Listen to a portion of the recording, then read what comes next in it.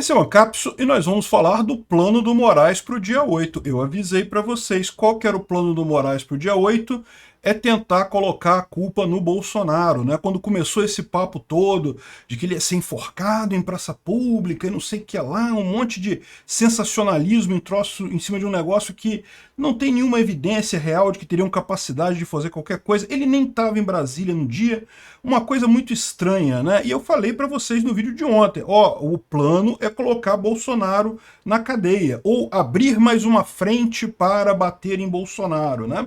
E, de fato, olha o que aconteceu depois disso, né? O Gilmar Mendes falou que a responsabilidade de Bolsonaro é inequívoca no dia 8 de janeiro.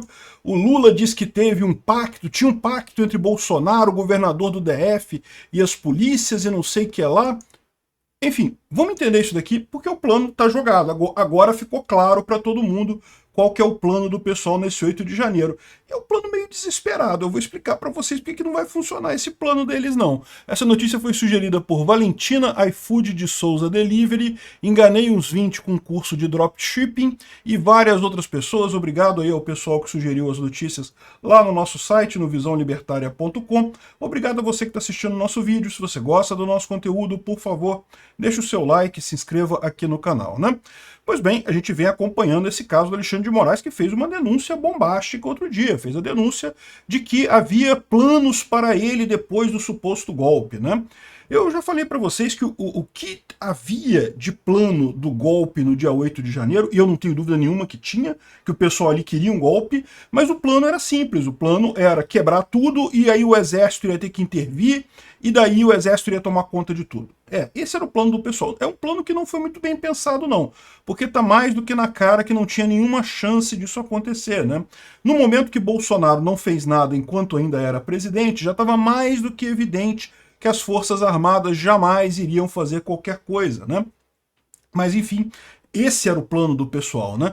Aí ele falou que o pessoal tinha um plano para ele, que depois, na verdade, eram 3 planos alternativos que podiam prender ele, matar ele, ou então enforcar na Praça dos Três Poderes, e não sei o que lá.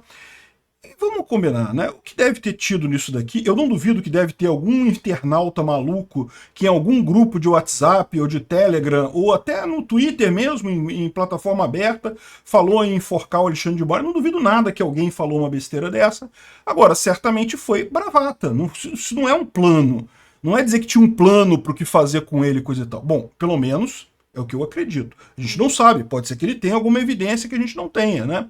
Inclusive a oposição está pedindo para o Moraes. Pô, então explica aí, o que é exatamente esse plano? Onde é que estava esse plano? Qual foi o embasamento disso daí? Por que é estranho a gente ver isso? Porque, veja, o 8 de janeiro, como vocês sabem, aconteceu há 1 ano atrás praticamente, né? Vai fazer 1 ano agora, dia 8, daqui a alguns dias, né? Depois de amanhã. Agora, então, esse tempo todo, o TSE, a Polícia Federal, está investigando todo mundo ali.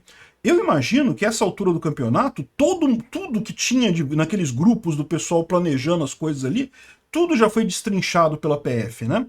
Por que que agora, 1 ano depois disso, eles trazem esse assunto à tona novamente, né? Eu já falei para vocês, a minha visão disso é muito clara. Eles estão querendo criar um componente emocional, né? Tá vendo? Queriam enforcar o Alexandre de Moraes. Que absurdo, né? Enfim, realmente é um absurdo falar esse tipo de coisa. Eu já disse, o fato de bravata ser bravata, não ser ameaça, não quer dizer que qualquer um possa fazer isso. Eu também acho que as pessoas não devem ficar fazendo bravata à toa, até porque isso pode acabar virando contra você num processo mais adiante.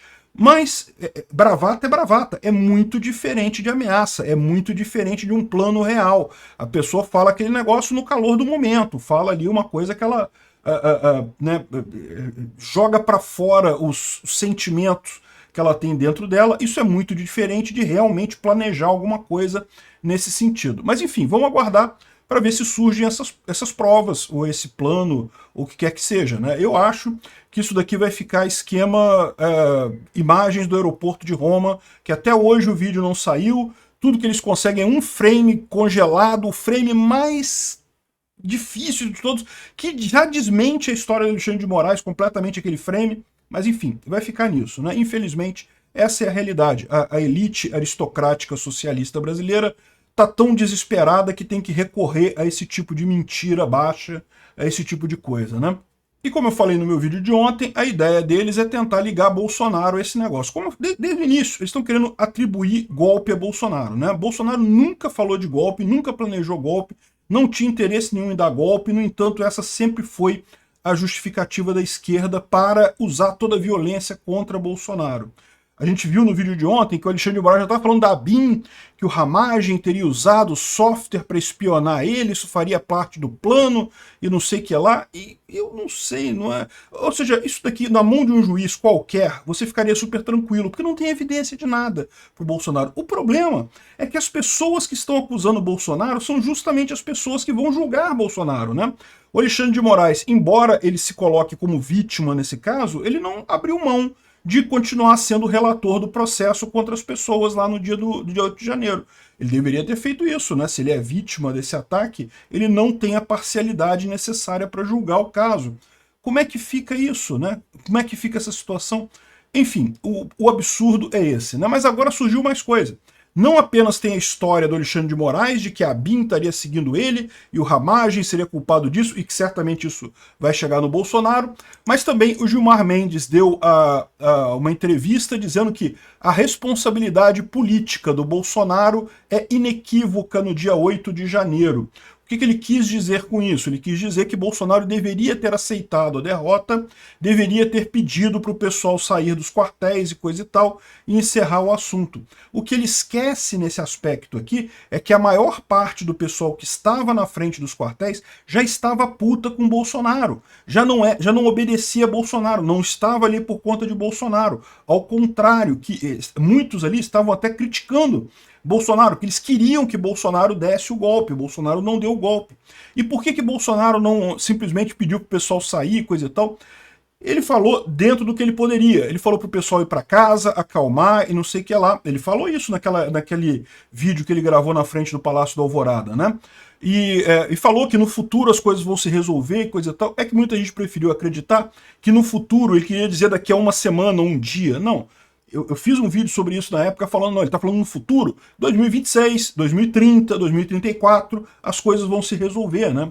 É assim, essa questão de ambiente político, gente, isso não muda tão radicalmente quanto o pessoal quer acreditar, não. É um processo. A gente está indo bem, a direita está avançando, né? Isso vai levar algumas décadas para isso realmente estabelecer um novo padrão na política brasileira. Mas, enfim, ele está querendo dizer aqui justamente isso, que Bolsonaro deveria ter acabado com as manifestações, mas está esquecendo que Bolsonaro não controlava essas manifestações, né? Aí, de novo, tá vindo aqui o Lula falando que o Lula fez um discurso todo emocionado. A Globo colocou aqui, ó, em letras maiúsculas, porque na verdade não tem evidência nenhuma, né? A Globo, quando Bolsonaro falava alguma coisa sem prova, botava sempre assim, ó, sem provas, Lula falou, como fez a Revista Oeste aqui. A Revista Oeste falou corretamente. Sem provas, Lula disse que havia pacto entre Bolsonaro, Ibanez e Exército para ataques em Brasília, né? A Globo não só esqueceu dessa parte que não tem prova nenhuma disso, como colocou em caixa alta, meu amigo. É absurdo. Nossa, agora é verdade. Botou em caixa alta, porque é verdade. Lula fala sobre ataques do 8 de janeiro, havia um pacto entre Bolsonaro, o governador do DF, as polícias e não sei o que lá. O que é uma lorota isso, né? Todo mundo sabe, a ABIN avisou o pessoal antes do dia que, olha, vai ser... Ele fala aqui, ó, que não recebeu as informações corretas sobre a possibilidade de atos golpistas e que o ministro da Defesa considerava a situação tranquila. Meu amigo, e os avisos da ABIN? Está mais do que provado na CPI lá do dia 8 de janeiro que a ABIN avisou que tinha problema, que o pessoal ia tentar coisa violenta. Tinha avisos e mais avisos. Eles é que resolveram escutar outra coisa, escutar o Múcio que disse que não tinha problema nenhum. Por que isso? Pode ser por duas coisas, pode ser por incompetência ou pode ser porque viram que vai ter, mas vamos fingir que a gente não sabe, coisa e tal, e deixar acontecer, porque isso vai ajudar a gente politicamente, né? Eu acredito nessa segunda hipótese, mas não sei, pode ser que tenha sido só incompetência mesmo. Agora, por que Bolsonaro faria um pacto para um quebra-quebra no dia 8 de janeiro. Meu amigo, 8 dias antes, o Bolsonaro era o presidente. Ele dava ordem pro cara do Exército, da Marinha, da Aeronáutica, ó, vai lá e prende não sei quem, faz não sei quem, pronto. Não tem lógica nenhuma Bolsonaro sair da presidência e tentar dar um golpe 8 dias depois. Não tem nenhuma lógica isso daí. Não faria nenhum sentido, né? O caso aqui, claramente, é, mais uma vez, o pessoal querendo jogar, achar um golpe para o Bolsonaro. Eles têm que achar um golpe para o Bolsonaro, porque a verdade é que a inelegibilidade do Bolsonaro é fraca, eles estão vendo que ninguém está levando isso a sério, esse negócio de, não, mas reunião de embaixador deixou ele inelegível. Que história é essa? Não faz sentido nenhum, né? Querem achar uma coisa mais séria para ou prender ele ou tornar ele inelegível. Um absurdo completo isso daqui, né? Cadê? Onde é que está a evidência desse pacto? Tem algum documento? Tem alguma coisa? Alguma ligação para dizer que havia esse pacto aí? Porque se é só botar em caixa alta, eu boto em caixa alta também. Ó. Havia pacto entre Lula e Flávio Dino para deixar o 8 de janeiro acontecer e daí culpar a oposição depois por Bolsonaro, culpar Bolsonaro e a oposição por isso. É só colocar em caixa alta que está valendo, é isso? Um absurdo esse tipo de coisa, né? Mas agora está claro o caminho que eu falei para vocês. Era esse que era o plano. O plano começou com Alexandre de Moraes, vamos botar um monte de coisa de agora até o dia 8, vai só não crescendo esse plano para tentar botar Bolsonaro nisso daí, né? Até o Pacheco, lógico. Você acha que o maior amigo do Lula ia ficar fora disso, né? O Lambanção lá do Senado falou que Bolsonaro poderia ter evitado o mal maior no dia 8 de janeiro. Como, meu amigo, as pessoas ali eram contra Bolsonaro, elas estavam putas com Bolsonaro, porque elas queriam um golpe. Elas queriam que Bolsonaro tivesse dado golpe em dezembro. Ou seja, não tem esse negócio de, Bolsonaro poderia. Se Bolsonaro tivesse falado pro pessoal, saiam dos quartéis agora, o que ia acontecer? A imprensa toda ia dizer, tá vendo? Era Bolsonaro que estava fazendo aquelas manifestações, que estava obrigando as pessoas a ficar na frente de quartel e coisa e tal, querendo golpe. Bolsonaro sabia que não podia fazer isso, ele ia ficar associado a essas manifestações. As manifestações foram espontâneas, mas Bolsonaro não teve nada a ver com isso. E pelo mesmo motivo, ele não é mais presidente, porque ele teria que fazer alguma coisa nisso daí, né? E se Bolsonaro poderia ter evitado o mal maior, o Lula poderia também, o Flávio Dino poderia também. Igual o Gilmar Mendes fala aqui, Bolsonaro, a responsabilidade política de Bolsonaro é inequívoca. Da mesma forma eu falo, a responsabilidade, a omissão do Flávio Dino e do Lula é inequívoca. Eles poderiam ter resolvido isso daí se quisessem. Bastava acionar o plano escudo no dia 8 de janeiro. Por que não acionaram o plano escudo? E qual que foi aquele negócio daquela viagem do Lula para Araraquara, decidida de véspera, cheia de pressa, sem nenhum sentido, só para tirar o Lula de Brasília, né? Pois é, tá mais do que na cara que esse negócio aí foi muito mais do que intencional. Não tô dizendo, eu não acredito nesse papo dos infiltrados do pessoal. O pessoal inventa os negócios que não tem lógica nenhuma. Mas eu acredito sim que o Lula ficou sabendo que ia ter o quebra-quebra, que o pessoal estava planejando quebrar tudo, conversou com o Flávio Dino e falou, vamos deixar o pessoal quebrar, porque é melhor que a gente vai se aproveitar politicamente disso. E foi o que fizeram. Tá mais do que na cara. Decidiram até tirar o Lula de Brasília para não ter nenhum risco. Não correr o risco do pessoal chegar lá e invadir o Palácio da Alvorada, ou alguma coisa assim, né? Tiraram o Lula de Brasília. E pronto. Para mim, isso está muito claro. Parece a hipótese mais provável, né? Agora, bom, o pessoal está investindo tudo nesse negócio de aniversário do dia 8 de janeiro. Por quê? Porque foi um presente que deram para eles mesmo, né? Virou uma comemoração para a esquerda. E vai ficar até o final, tá? Porque olha só, o Biden aqui, ó, o Biden abriu a campanha dele em 2024, relembrando o discurso do ataque do Capitólio no dia 6 de janeiro. Pode ter certeza, vai ser a mesma coisa que no Brasil. Todo ano vai ter comemoração da esquerda, do ataque do dia 8 de janeiro e coisa e tal. E agora eles resolveram fazer um Museu da Democracia. Definiram o lugar lá, vão fazer o Museu da Democracia, né? Deve ser do lado, esse prédio aqui é o Teatro Nacional, deve ficar do lado do Teatro Nacional, o Museu da Democracia. Eu acho que é uma coisa sintomática, né? Vão botar a democracia ali dentro porque virou um museu mesmo. Não temos mais democracia no Brasil, né? O pessoal decidiu que o Bolsonaro não pode concorrer e as pessoas que votam no Bolsonaro são cidadãos de segunda categoria, não podem votar no cara, e é isso daí, né? Botamos a nossa democracia num museu, coisa do passado. Obrigado por assistir o vídeo até o final. Além de curtir, compartilhar e se inscrever no canal, considere se tornar patrocinador com valores a partir de R$ 1,99. Clique no botão Seja Membro abaixo para saber as condições e vantagens de patrocinar o canal. Mais informações sobre o nosso projeto, visite nossos sites indicados na tela.